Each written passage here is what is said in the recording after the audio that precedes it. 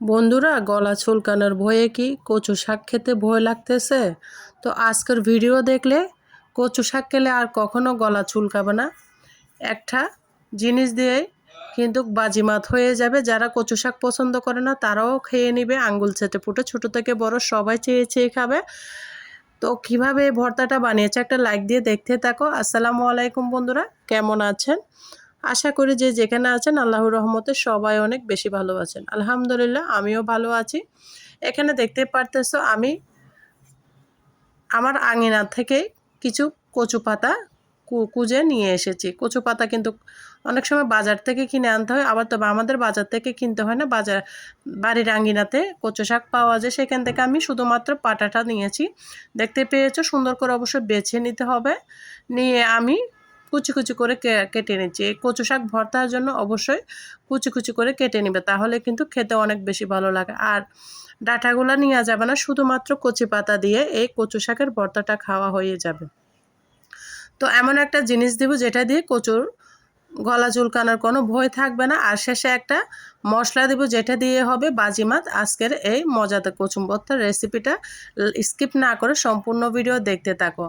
দেখো বন্ধুরা, সমস্ত কচু শাক কুটে আমি ধুয়ে নিয়ে চলে এসেছি। আশা করি তোমাদের কাছে অনেক বেশি ভালো লাগতেছে। ভালো লাগলে ফ্রেন্ডস এবং ফ্যামিলির মাঝে ভিডিওটা শেয়ার করে দেওয়ার অনুরোধ রইল। এখানে আমি চুলার মধ্যে একটা হাঁড়ি বসিয়ে দিয়েছি, দিয়ে ওখানে কচু শাকগুলো আমি দিয়ে দিচ্ছি। দিয়ে সুন্দর করে দেখতে পারতেছো আমি বেশ কিছু কচু শাক নিয়ে নিয়েছি। কচু শাক কিন্তু অনেক আয়রন আছে, যাদের রক্ত শূন্যতা তারা কিন্তু নিয়মিত কচু শাক খেলে রক্ত শূন্যতা পূর্ণ হয়। তো বন্ধুরা, দিয়ে দিয়েছি। দেখতে পারতেছো এখানে আমি কিছু উপকরণ অ্যাড করব, সেগুলা দিয়ে কিন্তু কচু শাকের গলা চুলকানিটা কমে যাবে।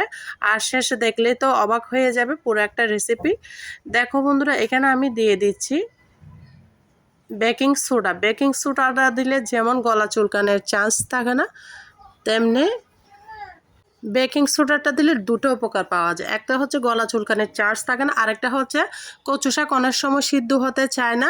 তো বেকিং সোডাটা দিলে দেখতে পাবো বন্ধুরা আমার কচু শাকগুলো কতটা সফটলি সিদ্ধ হয়ে যাবে। অনেক সময় কম লাগে, তাড়াতাড়ি সিদ্ধ হয়ে যায়। তাই তোমরা বেকিং সোডাটা দিতে পারো। তবে বেকিং সোডা দিতে হবে, বেকিং পাউডার দিলে হবে না। তো বন্ধুরা, এখানে আমি দিয়ে দিচ্ছি স্বাদ মতো লবণ। দিয়ে আমি অবশ্য গরম পানি দিয়েছি, তোমরা হয়তো দেখতে পেয়েছো 2 কাপ মতো গরম পানি দিয়ে দিয়েছি। আমি একদম সফটভাবে কচু শাকগুলোকে সিদ্ধ করে নেব। পানি না দিলে কিন্তু কচু শাকগুলো ভালো মতো সিদ্ধ হতে চায় না। তো আমার এটাতে একদম সফট হয়ে যাবে। যেটা সোডা দিয়েছি তোমরা দেখতে পাবা কতটা সফট হয়েছে। তাই তোমরা ভিডিওটা শেষ পর্যন্ত দেখো, স্কিপ করবে না।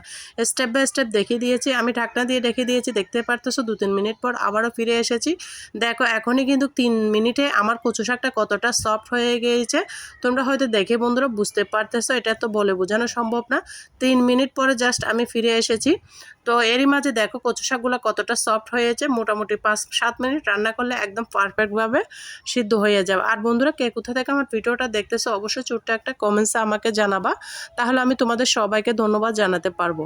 দেখো বন্ধুরা, এখানে কয়েকটা অ্যাড করে দিচ্ছি কাঁচামরিচ, 3-4টা কাঁচামরিচ ভেঙে আমি মাঝখান থেকে দিয়ে দিয়েছি। আর রসুনটা হচ্ছে ইম্পর্ট্যান্ট। কচু শাকের মধ্যে অবশ্যই বেশি করে রসুন দিতে হবে, তাহলে কিন্তু খেতে ভীষণ ভালো লাগে। তো কচু শাকের রসুন আর কাঁচামরিচটা দিয়ে আমি নাড়াচাড়া করে দিচ্ছি। দেখতে পারতেছো এখনই আমার কচু শাকটা অনেকটা কমে গেছে এবং সফটলিভাবে সিদ্ধ হয়ে গেছে। আবার আমি ঢাকনা দিয়ে ডেকে দিলাম। এই পর্যায়ে আমি অন্য প্রসেসগুলো করে নেব। নিয়েছি আমি একটা পেঁয়াজ। দেখো বন্ধুরা, পেঁয়াজ একটা বড় সাইজের পেঁয়াজ নিয়েছি। আমি যেহেতু ভর্তা বানাচ্ছি পেঁয়াজটা অবশ্য বাড়িয়ে দিতে হবে। আমি বড় সাইজের একটা পেঁয়াজকে কুচি কুচি করে কেটে নিচ্ছি, তোমরা হয়তো দেখে বুঝতে পারতেছো। আর বন্ধুরা, আমার চ্যানেলে যদি নতুন বন্ধু হয়ে থাকো প্লিজ বন্ধুরা আমার চ্যানেলটাকে আমাকে ভালোবেসে সাবস্ক্রাইব করে দেওয়ার অনুরোধ রইল। দেখো বন্ধুরা, আমি পেঁয়াজটাকে কেটে নিয়েছি একদম কুচি কুচি জাঁকানাকা করে। তারপর এখানে আমি রসুন দিয়েছি, অনেকগুলো রসুন নিয়েছি। দেখতে পাচ্ছ আমি প্রায় একটা কুটা রসুন দিয়েছি। বড় সাইজের ইন্ডিয়ান যে রসুনগুলো থাকে, বড় সাইজের একটা রসুন মোটামুটি বড়টাই দিয়ে দিয়েছি। তো বন্ধুরা, আমি সুন্দর মতো কেটে নিলাম। তো বন্ধুরা, দেখতে পারতেছো এই পর্যায়ে আমি এগুলোকে উঠিয়ে নেব। রসুন আর পেঁয়াজ কিন্তু আলাদা করে নিচ্ছি। কেন নিচ্ছি তোমরা হয়তো ভিডিওর শেষে দেখতে পাবা, তোমরা শেষ পর্যন্ত দেখতে থাকো। একসাথে মিশিয়ে নিয়ে আমি আলাদা করে নিয়েছি। আবারও কিচেনে চলে যাব। দেখো বন্ধুরা, কচু শাকগুলো এখনই দেখা যাচ্ছে যে কতটা সফটলি সিদ্ধ হয়ে গিয়েছে। তোমরা হয়তো দেখে বুঝতে পারতেছো। এই পর্যায়ে আমি আবারও নাড়াচাড়া করে দিচ্ছি। দিয়ে এখানে আমি একটা কাজ করব, তোমরা দেখতে থাকো। তো আমি এই পর্যায়ে রসুনগুলাকে উঠিয়ে নিব। রসুনগুলা হাফ সিদ্ধ হয়ে গিয়েছে, কেন নিচ্ছি তোমরা না দেখলে বুঝবে না, দেখতেই থাকো সম্পূর্ণ ভিডিও। তো একটা একটা করে সমস্ত রসুন আমি উঠিয়ে নিয়েছি, দেখতে পারতেছো, যেন একটু একদম ভালো করে বেছে বেছে করে নিয়ে নিচ্ছি। একটা রসুন আমি রাখি না শাকের গায়ে গিয়ে, সমস্ত রসুন আর কাঁচামরিচ আমি উঠিয়ে নিয়েছি। এই পর্যায়ে আমি রসুনগুলোকে উঠিয়ে আবার ভালো মতো নাড়াচাড়া করে দিচ্ছি। আর বন্ধুরা, আমার কথার মাঝে কোনো ভুল ত্রুটি হলে সবাই ক্ষমার দৃষ্টিতে দেখো প্লিজ। বন্ধুরা, আমার সাথেই থাকো, সম্পূর্ণ ভিডিও দেখতে থাকো, আশা করি তোমাদের অনেক ভালো লাগতেছে। তো আমি নাড়াচাড়া করতেছি, শাকগুলো তো কত সুন্দর লাগতেছে, তোমরা হয়তো দেখে বুঝতে পারতেছো, অনেক সফটলিভাবে সিদ্ধ হয়ে গেছে। যেটা হয়েছে বেকিং সোডা দেওয়ার কারণে, না হলে কিন্তু এমনি এত সফটলি কচু শাক কখনো সিদ্ধ হয় না। বন্ধুরা, তোমরা চাইলে এটা করতে পারো। তারপর রসুনগুলোকে দেখো আমি সুন্দর মতো একটা পিষনির মধ্যে নিয়ে নিয়েছি, পিষে নিচ্ছি ভালো করে।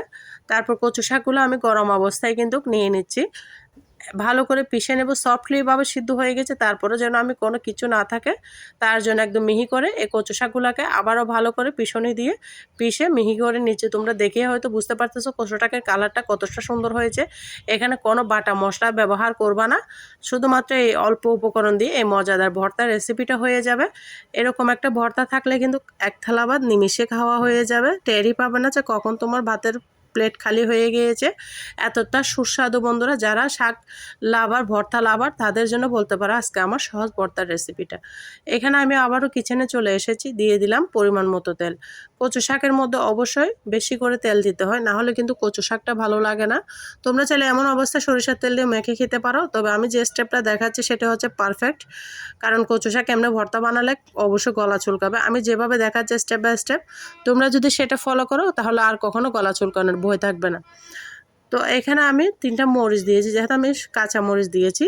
আর এখানে ঝাল মরিচ নিয়েছি 3টা মরিচকে আমি সুন্দর করে ভেজে নিচ্ছি, দেখতে পারতেছো ভাজা হয়ে গিয়েছে। আমি মরিচগুলোকে এই পর্যায়ে উঠিয়ে নিব। দেখো বন্ধুরা, মরিচগুলোকে আমি উঠিয়ে নিচ্ছি, নিয়ে এইখানে আমি অ্যাড করে দিব যে পেঁয়াজগুলো কেটে রেখেছি সেগুলা। পেঁয়াজগুলোকে আমি আলাদা করে ভেজে নেব। কেন ভেজে নিচ্ছি তোমরা শেষ পর্যন্ত দেখলে ভিডিওটা বুঝতে পারবা, না হলে কিন্তু বুঝতে পারবা না। তো পেঁয়াজগুলোকে একদম নাড়াচাড়া করে আমি বেরেস্তার কালার করে ভেজে নেব। একদম দেখতে থাকো, বেরেস্তার কালার করে ভেজে নিতে হবে এই পেঁয়াজগুলা, তাহলে কিন্তু সুন্দর একটা তেলের মধ্যে সুন্দর স্মেল আসবে। দেখো বন্ধুরা, আমার পেঁয়াজগুলো একদম বেরেস্তার কালার হয়ে গিয়েছে। এই পর্যায়ে আমি পেঁয়াজগুলোকে উঠিয়ে নেব একটা চামচের সাহায্যে, দেখতে পারতেছো। আমি সম্পূর্ণ ভিডিওটা দেখিয়েছি, তাই ভিডিওটা একটু বড় হয়ে গিয়েছে, তোমরা প্লিজ সম্পূর্ণ ভিডিও দেখতে থাকো। তো আমি এই পর্যায়ে রসুনগুলো আর একটু করে হালকা করে পেঁয়াজ দিয়েছি, দেখে হয়তো বুঝতে পারতেছো, অল্প একটু পেঁয়াজ দিয়েছি, রসুন দিয়েছি, এগুলাকেও আমি লাল লাল করে ভেজে নিব। এইভাবে কচু শাকের ভর্তা বানালে ছোট থেকে বড় সবাই খেতে পারবা, এত মজা হয় বন্ধুরা। আমার বাসায় তো আমার বাচ্চারাও খেয়েছে, আমরাও খেয়েছি, আলহামদুলিল্লাহ অনেক মজা হয়েছিল। তো খাওয়ার পরে বয়সটা দিচ্ছি, বাড়ির আঙ্গিনাতে কচু শাকটা পড়ে থাকে, যদি এভাবে মজা করে রান্না করা যায় পুষ্টি শূন্যতা দূর হবে আর রক্তের ঘাটতিটা পূর্ণ হবে এভাবে মজা করে রান্না করলে। দেখো বন্ধুরা, আমি সুন্দর করে নিয়েছি, জিরাটাও সুন্দর করে ভেজে নিয়েছি। এখানে আমি হাফ চামচ মতো জিরে দিয়েছিলাম, আস্ত জিরো দিয়ে আবারও লাল লাল করে রসুন পেঁয়াজ ভাজা করে এখানে আমি কচু শাকগুলা ঢেলে দিলাম। কচু শাকগুলা দিয়ে নাড়াচাড়া করতে হবে, এখানে কিন্তু নাড়াচাড়া থামানো যাবে না, নাড়াচাড়া থামালে কিন্তু কচু শাকগুলা তলার মধ্যে ধরে যাবে, তাই অবশ্যই নাড়াচাড়া করতেই হবে। দিয়ে আমি সুন্দর মতো নাড়াচাড়া করে নিচ্ছি। কালারটা তো মাশাআল্লাহ অনেক সুন্দর হয়েছে, একদম সবুজ সবুজ পারফেক্ট একটা কচু শাকের ভর্তা বলতে পারো। তো কার কার কচু শাকের ভর্তা পছন্দ অবশ্যই ছোট্ট একটা কমেন্টসে বলবো, আর আমার মতো করে কি কখনো কচু শাকের ভর্তা খেয়েছো কিনা সেটাও আমাকে কমেন্টসে জানাতে পারো। প্রিয় বন্ধুরা, যারা ভিডিও দেখতে দেখতে এতক্ষণ পর্যন্ত আমার সাথে এখানে এসে গিয়েছো, তবে একটা লাইক দিতে ভুলে গিয়েছো সবাই, একটা প্লিজ বন্ধুরা একটা লাইক দিয়ে আমার সাথে শেষ পর্যন্ত থাকার অনুরোধ রইল। আর দেশের বাইরে থেকে যারা আমার ভিডিওটা দেখতেছো সবার জন্য মন থেকে অনেক অনেক বেশি ভালোবাসা ও দোয়া রইল। আমি সুন্দর মতো নাড়াচাড়া করে নিচ্ছি। এই পর্যায়ে কিছু উপকরণ অ্যাড করব, দিয়ে দিয়েছি স্বাদ মতো লবণ, দিয়ে নাড়াচাড়া করে দিচ্ছি, দেখতে পারতেছো। এখানে আমি অ্যাড করে দিব স্বাদ মতো, লবণ হয়েছে কিনা আমি চেক করে নিলাম, লবণটা আমার পারফেক্ট হয়েছে। তো এখানে আমি অ্যাড করে দেবো এখন আরেকটু লবণ, দিয়ে আবারও নাড়াচাড়া করে দিচ্ছি। এখানে আমি বন্ধুরা চিনি দিয়েছি, হয়তো সেটা স্কিপ হয়ে গিয়েছে, হাফ চামচ মতো চিনি দিয়েছি। চিনিটা অবশ্যই দিবা, তাহলে কিন্তু শাকের ভর্তা অনেক মজা লাগে। তো এখানে যেটা মেন জিনিস সেটা হচ্ছে লেবু। লেবুটা দিবা, কচু শাকের স্বাদ কিন্তু দ্বিগুণ বেড়ে যাবে বন্ধুরা, কথা দিচ্ছি। তোমরা এভাবে লেবু দিয়ে কচু শাকের ভর্তাটা একবার হলো বানিয়ে নিবা, খেতে দুর্দান্ত লাগে আর এতটা মজা হয় গরম ভাতের সাথে। তোমরা যখন বাসায় ট্রাই করবা তখনই কিন্তু এর স্বাদটা পাবা। লেবু দিয়ে যদি শেষ পাতে যদি একটু লেবু দিয়ে এভাবে কচুটা ভর্তা করে নেওয়া যায়, তাহলে তো আর কোনো কথাই হবে না। শুধুমাত্র এই ভর্তাটা দিয়ে কিন্তু ভাত খাওয়া হবে, অন্য মাছ মাংস কষা যাই থাকবে সব এক সাইডে রেখে দিবে বন্ধুরা, এতটা মজা হয়। তো নাড়াচাড়া করে নিচ্ছি, দেখতে পারতেছ।